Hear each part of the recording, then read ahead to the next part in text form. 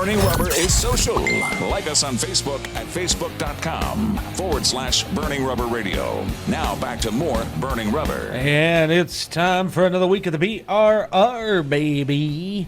Burning Rubber Radio on the podcast format side of things. We didn't tell you we're fancy now. We do podcasting. We don't do radio no more. And Zach gets the riff.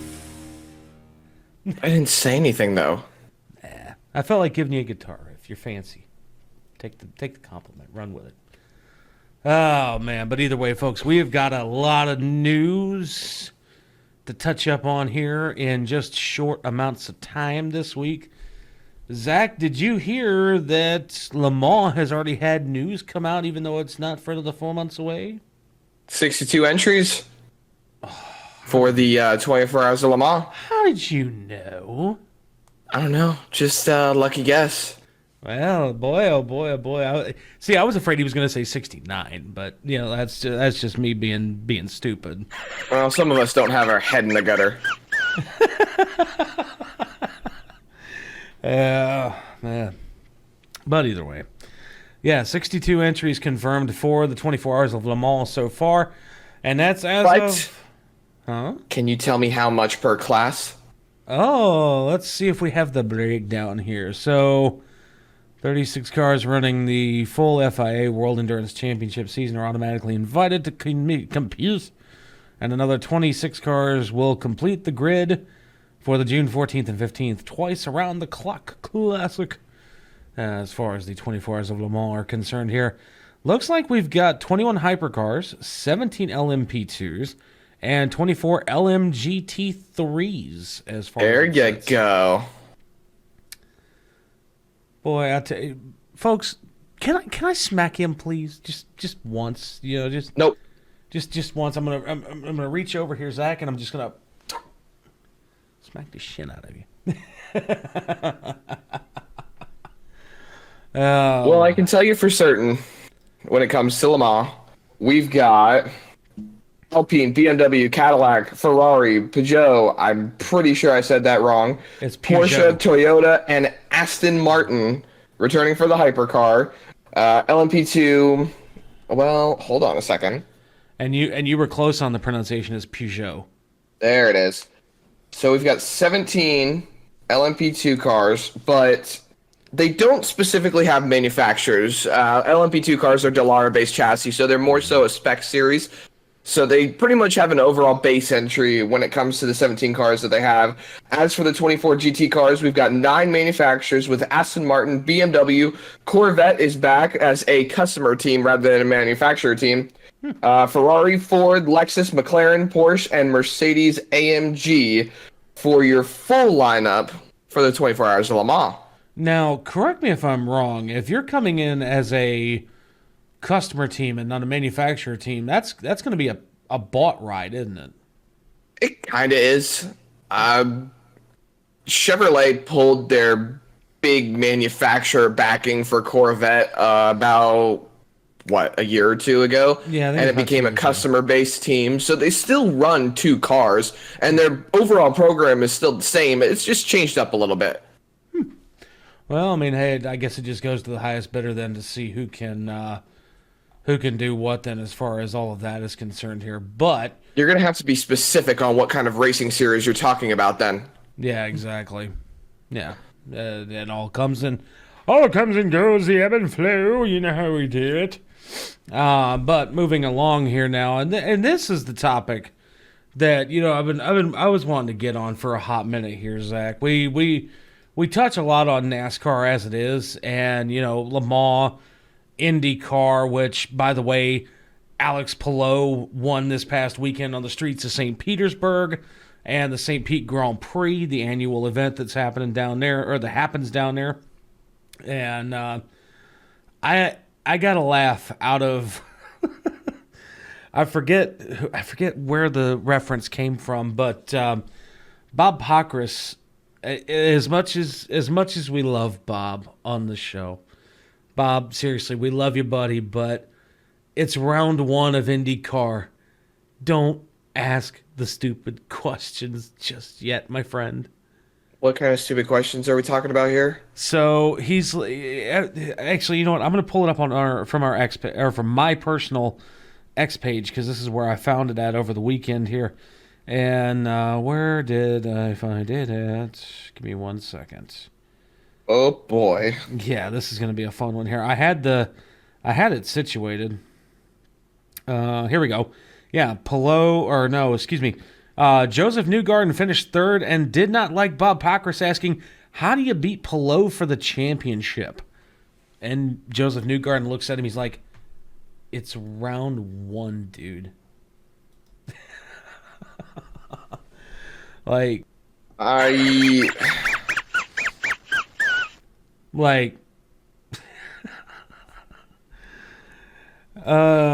I said, man, we love Bob Pockrass, we do, but come on, Bob, it's the first round. You don't have enough build-up to say anything when it comes to how you're gonna beat Alex Pelot for the championship, man. Round 1, you gotta have a little bit more time. You know, I could see 4 or 5 rounds in how you would ask him that question, but not after the first round. I mean, there's basis. Pelot did win the championship last year, so there's... Well, yeah, but after round 1, you're going to ask that question? Like, how do you beat Alex Pelot? Look, Wayne, I think there's basis to what Bob is asking. I think there's an obvious motive, considering Pelot won the race. He's starting the season out strong. He won the championship last year, and when he's coming out swinging out the gate for the start of the season, it adds a little bit of basis to his question. Obviously, it's probably a stupid question when it comes to round 1, and you're going to piss off a driver or something. But, like, there's basis to it. And there is a reason behind it. You may think there's a stupid question out there, but I'm going to backtrack a little bit, and I'm going to say there's not really that many stupid questions in journalism. You got to find the facts. They're out there to be knowledgeable. They don't know what they're doing walking into. They just know to walk in, ask the questions, and build the information off what they get from drivers, news, media, crew, whatever. But here's the big thing, is that it's like it's like, again, it's round 1. Like, again, now I could see 2, 3, 4 rounds in where, you know, at that point in time you're like, okay, hey, look, this has happened, that has happened, this has happened, and then go from there. But IndyCar's such a short season. Every race matters, and one bad race can derail your whole season. Honestly, IndyCar goes about as long as NASCAR does. In the terms of time span, but they have way less races. They've only got about 16, 18 races. Okay, but then again, 16 to 18 races in a season, you don't have to ask that question until you get to about round 3, maybe round 4. I'll agree to disagree. Yeah, either which way. Moving on now over here in the world of the Cars Tour, and this past weekend, the Cars Tour opener at New River Speedway out in Jacksonville, North Carolina. Zach, right in your backyard, actually. 2 hours away from me, 20 minutes from my dad's house. Yeah, either way, still in your backyard here. But Junior Motorsports has definitely grown accustomed to starting every season in victory lane as far as the Cars Tour is concerned. And this season, no different, as Connor Hall of Junior Motorsports takes home the opening night at New River Speedway for the ZMAX Cars Tour. Yeah, he came out swinging, started on pole and won the race. I will say there was quite a bit of racing going on that night. You had Legend Cars open it up for the night. Didn't get to be there. Sucks, I know, but, you know, I'll be back in a race car soon. One of my teammates, actually, Aiden McConaughey, for 316 Motorsports, he blew his motor in the race. Well, that certainly does suck. I hate it for my teammates, man. That sucks. That certainly does suck, but oh well, that's why we say it should have been you. Oh man, I would love not to blow my motor. That would be bad. Well, I mean, hey, would you rather blow a motor or would you rather be Andy and blow an oil pan? I'd rather blow the oil pan because the motor is expensive. You can replace an oil pan. It takes a lot of money to fix a motor. I'm being Especially a spec motor. I'm being sarcastic, Zachary. But either which way here, moving on now into the world of NASCAR that we love to talk about so much. I love NASCAR. And this weekend, the only two series that were running were Xfinity and Cup. Trucks had the weekend off. And they were at COTA, Circuit of the Americas down in Texas this weekend, Texas. And I don't know Well, Texas two-step. Yeah, Texas. One, two. Texas two-step for Bell, that is, because call them 2 wins on the season for Christopher Bell. Yep. 2 wins on a row for Christopher Bell. And, when it comes to the way that race ran, I called it last week when I said that I had a feeling that Bubba Wallace was going to choke once again, and he certainly did. I don't know why you're saying he choked. He didn't even start on the pole. There was Tyler Reddick on the pole. Yeah, still. Bubba Wallace choked like he always There's no does. choking. All right, your hate for Bubba Wallace is so displaced, and I know why, and I'm not going to get into it because we don't need to. But I think it's pretty obvious where the hate comes from. But Bubba Wallace outscored a lot of the guys that finished in front of him. He got a penalty. I mean, you can't just go start basing it off a road course. There were a lot of people that sucked on the road course. Suarez got wrecked out. Connor Zilic, who's a road course ace, didn't even make it all the way through the race. SVG didn't win. You can't make road course racing so indicative of talent in this Cup car because this thing has been radically redesigned, and there's a lot of drivers who are still struggling with it. Well, regardless of whatever the case might be, the fact is Wallace does not impress me.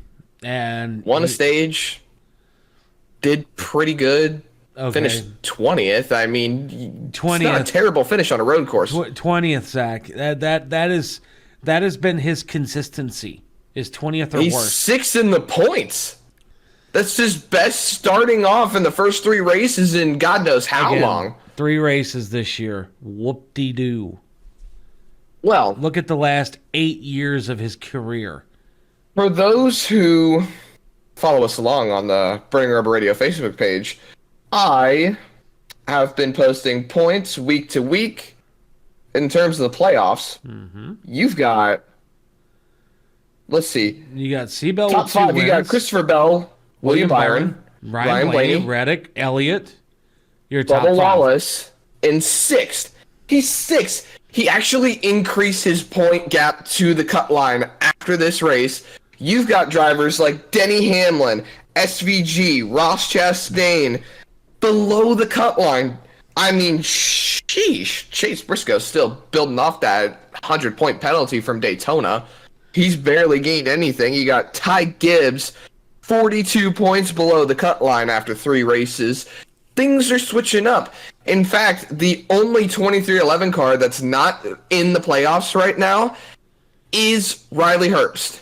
He is 21st in the standings. In fact, there's some early playoff Chargers that I'm looking at right now. Michael McDowell, Bubba Wallace, Ricky Stenhouse Jr., they're all above the cut line right now. Not really expected after race 3. So I'm gonna put it the nicest way I can, just because this is just, this is just gonna be the kind of person I'm gonna be when I tell you straight up here.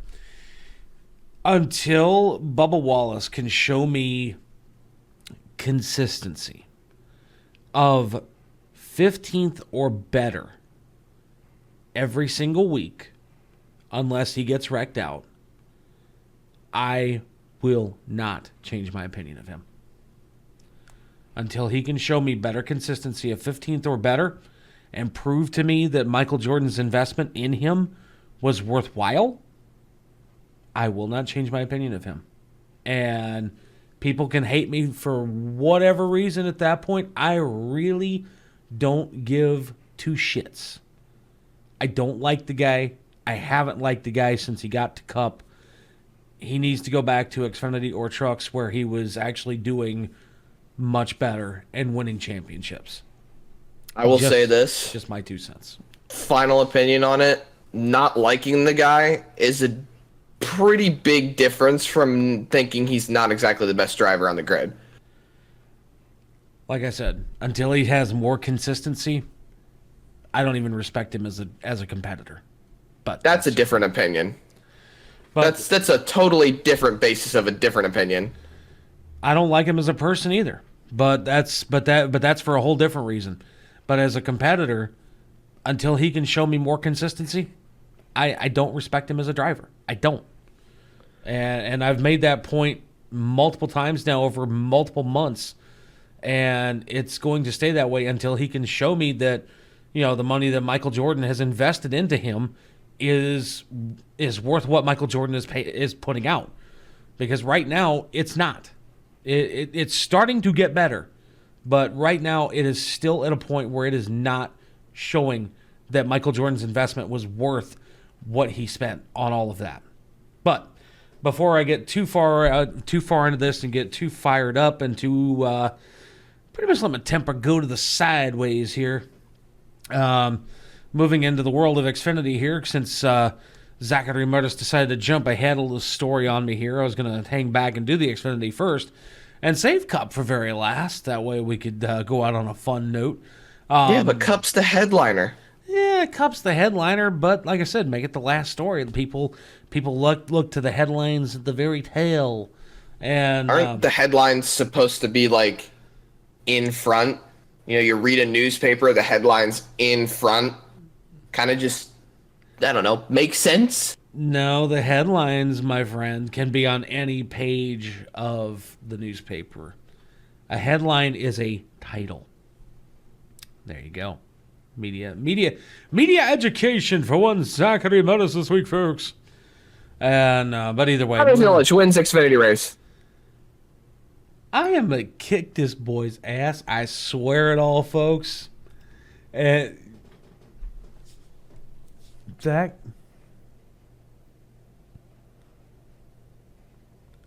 I'm gonna kill him. I'm gonna kick his ass. I swear it all, folks. I'm gonna do it. I'm gonna do it. But Connor Zilic gets the pole and the win this past weekend in the Xfinity race in COTA. And to give you a breakdown of the points here, with that win here, you've got Austin Hill now and still in the top spot. Jesse Love with his win at Daytona in second. Zilic claims third now in the points, all three of which have wins. Sheldon Creed looking real good in fourth place. Sam Mayer in the Junior Motorsports Equipment, 26 points to the good in fifth.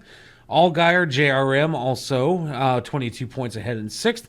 Sammy Smith in JRM. So all three of the JRM cars, 5, 6, and 7. Yeah, 4 JRM cars right now, still in, above the cut line, we'll say. Because you've still got Jeb Burton, 17, up in the 8th spot. Taylor Gray, Christian Eckes, Harrison Burton in the AM racing car, still keeping that car above the cut line. I love to see it. And then you got Carson Kvapil and William Sawalich tied for that final spot with the tiebreaker going to Carson Kvapil above the cut line right now. Actually got him, Sawalich, and Sieg, that are all tied for that cut spot. And then you got Jeremy Clements, Josh Williams 4 points back. Daniel Dye. Daniel Dye had a huge jump. He was sitting about 21st, 22nd, I think, last week, and now he is up to 17th, 8 points out. Yep. And even Matty D jumped up another place in the points this week too. Well, Matt DiBenedetto was actually above the cut line the last 2 weeks. He dropped down. Oh yeah, actually he did drop down just a hair, didn't he? Yeah. He was up in the top 10. Well, you know what? We can we'll let sleeping dogs lie when it comes to that one, because I got a feeling Matty D is going to make some big comebacks here in the remainder of 2025. But again, Viking Motorsports, just to touch on that real quick, they're a relatively new team, if I'm not mistaken.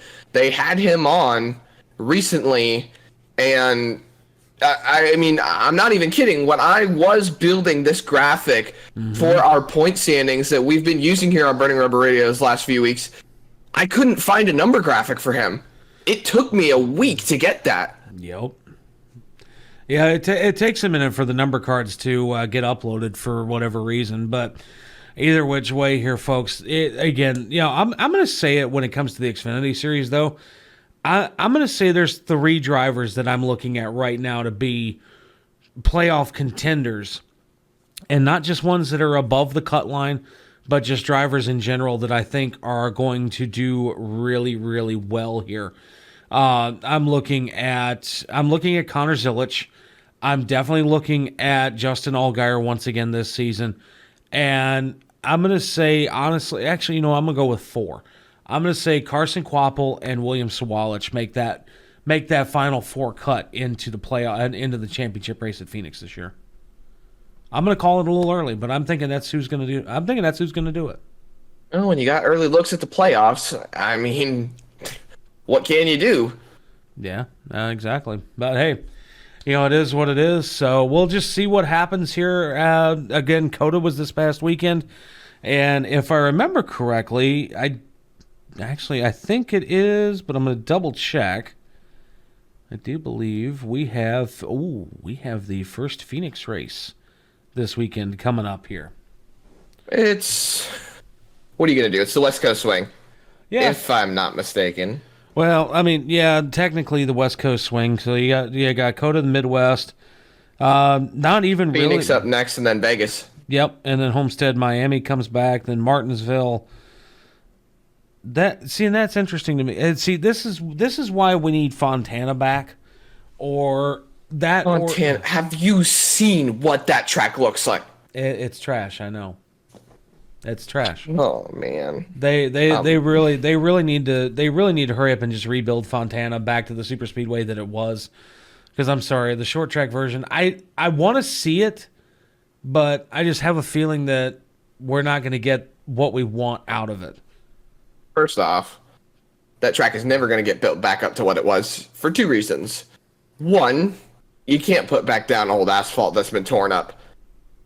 2, the closest building to it is, it's like not even a football field's length away from it. Mm-hmm. I mean, it's completely boxed in. All you've got is the garage area and the front stretch grandstand. That's it. That's all you've got left of that track. And then Irwindale Speedway's been torn down. They've started tearing down the grandstand and the press box. I mean, we've got no tracks in SoCal now. Yeah. But yet they wanted to attract the California audience. Ooh. Not that they want to attract the audience. It's that racetracks are still being built. No. Racetracks are built, and the real estate on them is worth so much money nowadays. Like, these tracks have been so established, and they bring a lot of greatness to the economy. Like, let's put this into perspective a little bit. Bowman Gray Stadium, they put in about $15,000 that they got from the American Rescue Plan from COVID when the governor signed the bill. You got political opinions of it. You got based opinions of it from people outside of the racing community. Regardless of what you have in it, they're wrong. Because you've got $15,000 invested into this racetrack for all of the things they did. All of the tickets averaged about anywhere between $70 to $100. And on the low end, let's call everyone paid $70 for their ticket. They had 17,000 fans come to there. That's $1.1 million. Yeah. They sold out too. That's just on ticket sales, and that number is more than likely higher. So $15,000 for a turnaround on over $1 million. Just saying, we should be investing in racing rather than certain other things, I guess. But again, you see my point, though.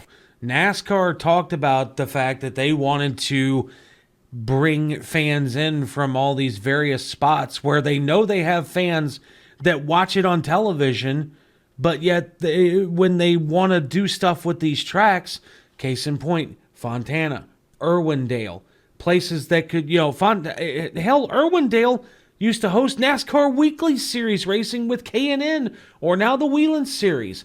And they did have ARCA on the schedule, and they had Cars Tour, actually. That I'm pretty did. sure. No. Because Cars Tour West is out there. Well, Cars Tour, yeah, they might have had a Cars Tour West out there. But I know they had ARCA West out there. They had K&N. They had the Whelen Series. I think at one point they even had late model stocks that were outside of the Cars Tour that raced on Irwindale. Fontana. Probably not. Actually, late model stocks haven't raced really outside the Virginias and the Carolinas. Rather than Georgia, they're going there this year. No. Nope. I had a friend who, actually somebody I knew from a previous radio show that I was a part of, that actually raced late models out at Irwindale. So it might have been limited late models, because the late model stock is kind of limited to the Carolinas and Virginia. Anywhere else, it's pretty much considered a limited. But either which way, back to the point at hand, though, is, case in point, you look at Fontana. Fontana, you had fans that would turn out in droves for Fontana. You have fans that turn out religiously for Sonoma. I mean, hell, you could take one of the racetracks out in Washington or Oregon, or hell, build one in Idaho. Call it Potato Speedway for all I care. And you would get fans that would show up, because there are fans that do watch it in those markets. They want to attract these fans, but yet they don't have the local racetracks to do it with. Well, they're building that, though. I mean, they got local fans out of Iowa last year, and that was arguably one of the best short track races of the season. So there's potential. And there are tracks around the country that can be used. They're just they're choosing not to do it. Well, they're not all built up to standard. A lot of the tracks in the Midwest and in the West don't have safer barrier. They don't have adequate facilities to support NASCAR. I mean, why do you think they had to do tech at Charlotte Motor Speedway rather than Bowman Gray? That track is meant for modified racing, and to bring the Cup cars in there with the amount of equipment that they have, it's not able to be supported to the proper standards that NASCAR needs. Like, one thing I've always said, if they want to go out racing in Colorado, go over to Pike Peak Speedway. Yep. They've got the hill climb, and they've got that big oval. It's a really good facility. It just needs safer barriers. They need some updates, and they'd be able to do it. But it boils down to one thing for everything, Wayne. And Pikes Peak, they don't have the money. Well, then at that point, here's a thought then. NASCAR wants to talk about, we are the sanctioning body of sanctioning bodies.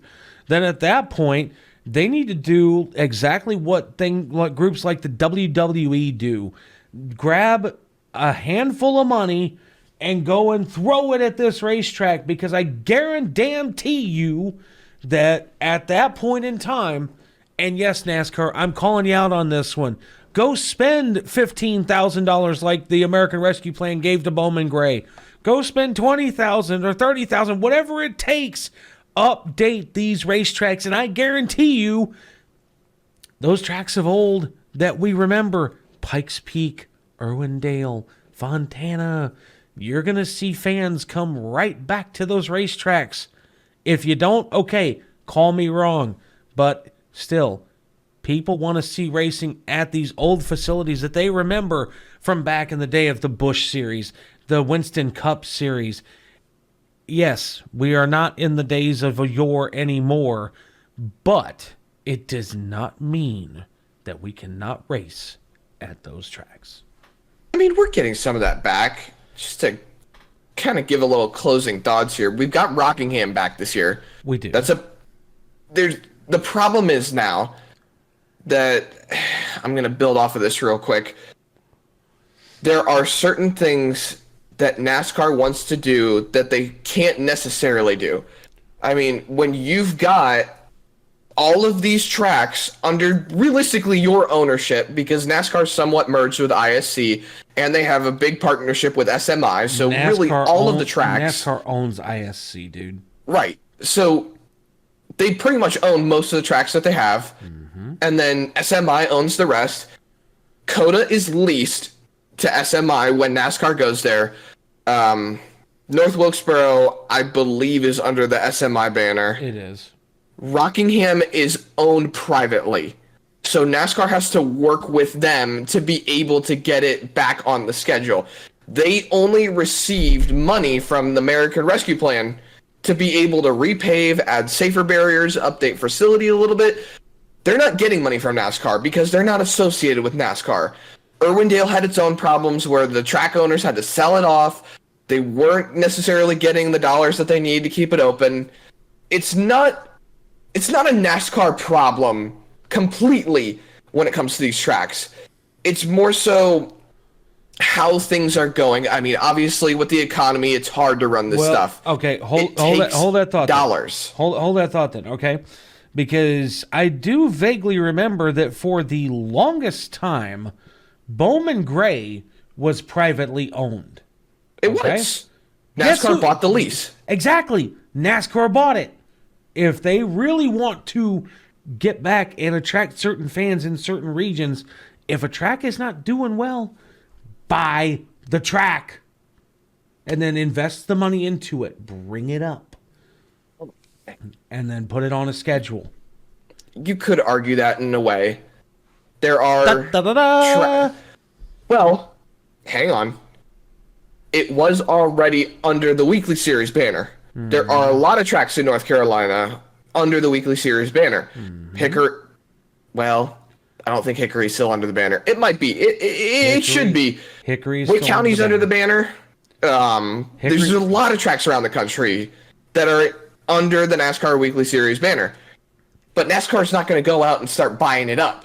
They're not going to go buy up, say, Grandview Speedway up in Pennsylvania. That's under the NASCAR banner. That's a dirt track. They're not going to go buy that lease. I'm talking about tracks that could be good for Cup, Xfinity, or Truck Series racing. I'm not talking about just for the Weekly Series. Now, yes, the Weekly Series, it would be great to see NASCAR utilizing some more of the tracks that they have purchased the leases for or have purchased the entire land in general to continue to run the Weekly Series there, whether it be ARCA West, ARCA East, ARCA Midwest, whatever the case might be. I am okay with them buying that property up. But when it comes to Cup, Truck, and Xfinity, everybody, I always heard people bitch and complain years ago. There's not enough road course racing. There's not enough dirt track racing. There's not enough this, there's not enough that, blah, blah, blah, blah, blah. Well, the fact of the matter is, y'all bitched and complained 20 years ago. There's too much in the road courses. There's too much in the short track. There's too much. So NASCAR changed it, and now you're back to it again. The fact is, shut the fuck up. Enjoy the racing. If you're a fan, be happy when they're coming to your area. Buy the tickets. Go watch the event. It's that simple. NASCAR's changed over the years. Yeah, just like there was talk that they may become publicly traded here very soon. And if that's the case, then the France family ain't going to have to say about nothing. It's going to be a board of directors that makes those decisions for them. That's only if they start selling off stake, which we don't know for a fact is going to happen yet. That's just somewhat of a rumor. But it is a rumor right now, but I'm going to be completely honest with you. The fact that they went from one tangent to another extreme, back to another tangent, back to another extreme, and they've been alienating fans like they've been doing. And yes, Steve Phelps, I'm looking at you because you along with a few other folks in NASCAR corporate are part of the problem. But the fact of the matter is, they went to the wine and cheese crowd. They then tried to play it off that the rednecks didn't matter. Well, guess what? The rednecks are the one that started your sport up for you, bud. And so at that point, it needs to go into a publicly traded entity and let a board of directors run it. And, then when you see how screwed up it really is, then maybe you'll learn that if you'd have done things the right way when it was a private entity, it would have been better.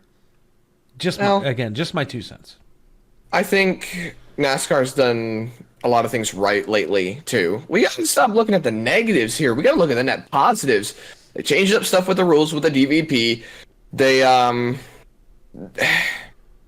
they're giving us more of what we want to. Like we've got Rockingham. Too little, too late though for a lot of original old school NASCAR fans like myself. Like it's but we got to bring into the new school too. We're going to Lime Rock.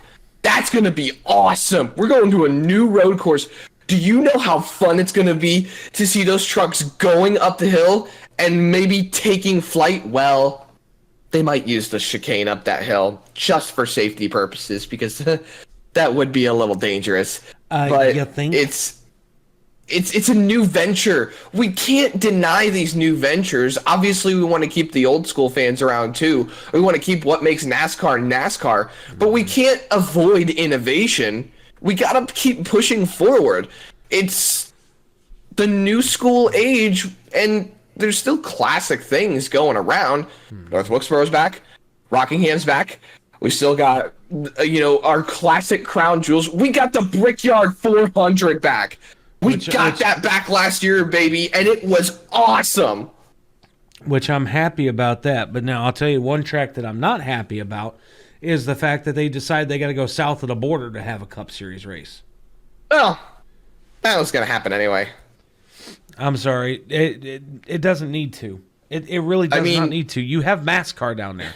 Well, to be perfectly honest, Wayne, going to Mexico is actually bringing back the old school. Because they used to run in Mexico. They used to be racing down there. The Xfinity Series has raced there too. It's a classic track. Just not the same layout, really. Show me a schedule where that actually was the case. In the 90s. The 90s. In the early 2000s too. In the early 2000s. The last time that they raced at Mexico. My ass. I have been watching NASCAR since 1992. Hold on. Hold on a second. You tell me where they had a Cup or NASCAR ran in Mexico City with the second tier Xfinity Series from 2005 to 2008. I don't ever remember. Ladies and gentlemen, you can currently see Wayne putting his money where his mouth is. But look it up right now. I'm looking right at it. Right now. I'll look it up after the show. Which, speaking of which, folks, we have got to get out of here for another week of Burning Rubber Radio. We love you guys. And those that are listening on audio only on Spotify or Apple Podcasts, we do invite you to come check out the video because you do see some friendly gestures of happiness among friends when we You're going to have to blur that out on YouTube. No, I don't. Yeah, the censors will get you. The censors can kiss my ass. There you go. We love you, folks. Have a great rest of the week here. It's Burning Rubber on the podcast world. Producer Wayne, Zachary Murtis. Hopefully Andy went on a cruise, folks. So if you see him out in the Caribbean somewhere, smack him upside the back of his head for us. We'll see you next week. Make sure. Oh, come on, Wayne.